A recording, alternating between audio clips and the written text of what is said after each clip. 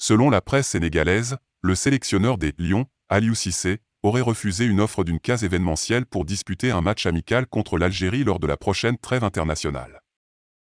Le journal Record confirme qu'El Tactico ne voit aucun intérêt sportif dans cette bagarre afro-africaine alors qu'il cherche à affronter des nations européennes et sud-américaines haut de gamme en prévision des phases finales de la Coupe du Monde 2022 au Qatar. Un manque de respect manifeste de la part d'Aliou Cissé pour le champion d'Afrique sortant, qui a réussi une extraordinaire séquence d'invincibilité alors qu'il était sur le point de fracasser le record mythique de la Squadra Azzurra. En tout cas, l'Algérie semble être sur la bonne voie pour créer une nouvelle équipe compétitive, étant donné qu'elle dispose d'un vivier inépuisable de talents binationaux travaillant notamment en Ligue 1. Rappelons que les Fennecs reprendront la compétition le 4 juin avec une première confrontation face à l'Ouganda avant de donner la réplique à la Tanzanie le 8 juin.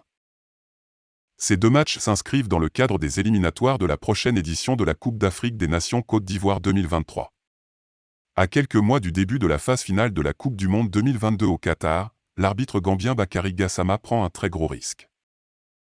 On rappelle que l'arbitre gambien figurait sur la liste des arbitres africains sélectionnés pour la Coupe du Monde 2022, aux côtés de Jean-Jacques Ndala, RD Congo, Maguette Ndiaye, Sénégal, Janis Ikazu, Zambie, et Balmak Tesma, Éthiopie, Mustapha Gorbal, Algérie, Redouane Jiyed, Maroc, et Victor Gomez, Afrique du Sud.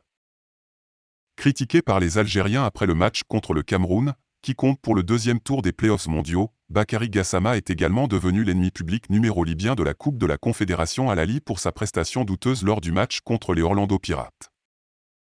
Il va sans dire que l'arbitre gambien n'est plus d'accord au sein de la Confédération africaine de football, CAF, et de la Fédération internationale de football, FIFA, d'autant que son nom a été lié à d'innombrables scandales.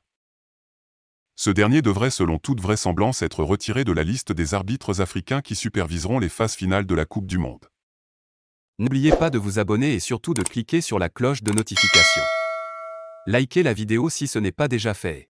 Laissez aussi votre point de vue en commentaire.